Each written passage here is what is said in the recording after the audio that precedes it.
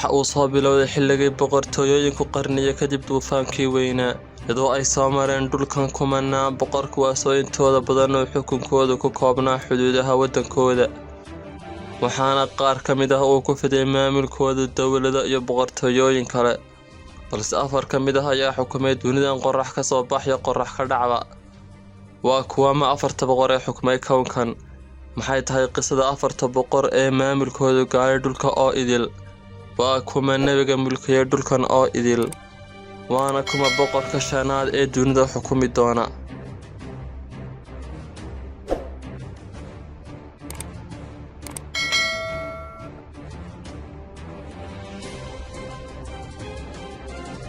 afarta boqor ee xukumay dhulkan qorax ka soo baxaya qorax ka dhac kuwaasi waa qaar ka mid ah boqorradii caalamka qadiimka ah oo kaliya waxaana ibnu Cabbaas nabiga ka wariyay sallallahu alayhi wasallam inuu yiri waxa xukumay dhulka 4 2 mu'min iyo 2 kaafir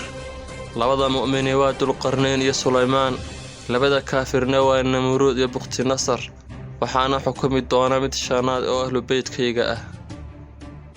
tani waa qisada 4tii boqor ee dunida oo idil xukumay oo aad ka daawanayso kanaalka khibrad maal waxaana idin soo jeedinayaan oo ah Yaxya Saciid ku soo dhawaada barnaamijkeena maanta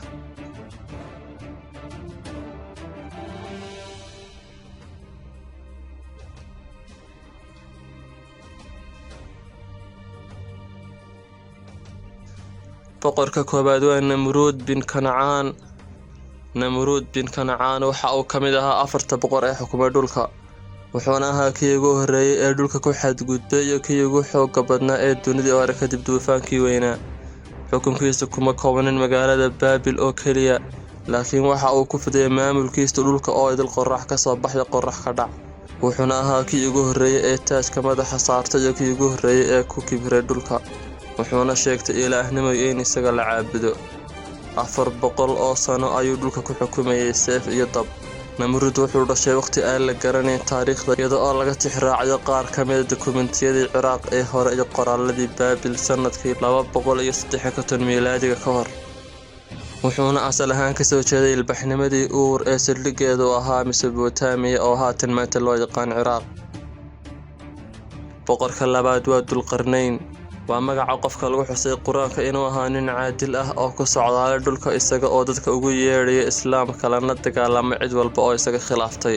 isla markaana magaciisa ku yimid axaadiis oo uu ku jiro xadiiska ibnu Cabbaas markii wax laga weydiiyay Dulqarnayn waxa uu yiri wuxuu ka soo jeeday Ximyar oo ah mid ka mid ah qabiilooyinka Yaman waana Sacbi ibnu Maraath waana kan Ilaahay ma ka siiyay dhulka waxaana Ilaahay siiyay wax walba dariiq uu u maro waxaana sidoo kale la weydiiyay Kacab al-Ahbaar Dulqarnayn waxa uu yiri waxaanu aaminsanahay ayna agtayada ka sugnaatay saxnimadiisa sida ka soo gaarnay culimadayada iyo awoowayaasha inuu ka soo jeedo Ximyar magaciisuna yahay Sacab balse sida ay soo wariyay dadka aan aqoonta dheer u lahayn inuu ahaa Alexander al-Maqduni oo ahaa boqorkii dhisay magaalada Iskandariya ee Masar waana qowl aanay waxba ka jirin maxaa yeelay Dulqarnayn waxa uu ahaa adoon Ilaah oo wanaagsan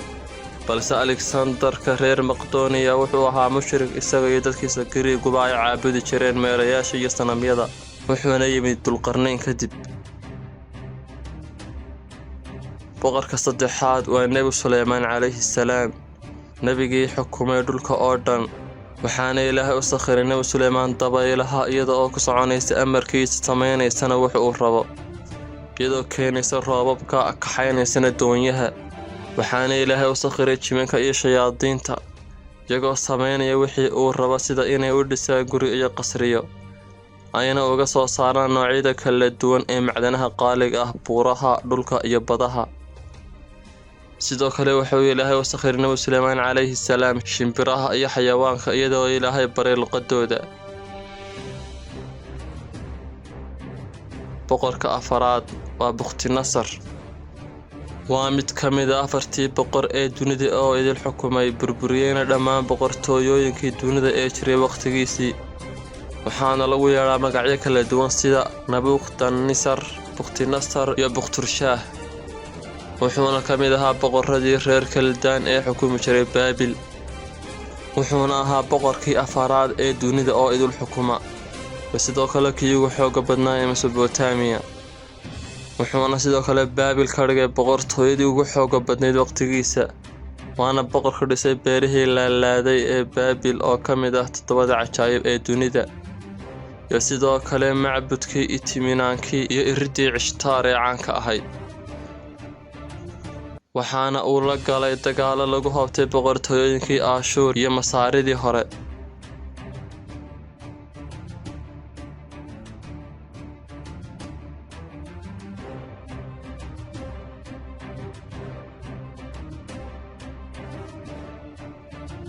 waxaana uu 2 jeer weeraray magaalada Qudus isagoo laayay dadkii ku dhaqanaa oo u badnaa Yahuud, waana qisada maanta loo yaqaan adoonsigii Baabil. waxaana uu lahaa riyo la yaab leh oo lagu tilmaamay inay ahayd riyooyinka ugu la yaabka badnaa ee boqorrada, waxaana fasiray Nebi Daaniyaal calayhi salaam. taariikh ahaanna waa riyo caan ah oo la wada yaqaan. intaas ayuu ku egahay mawduuceena maanta. nabaday.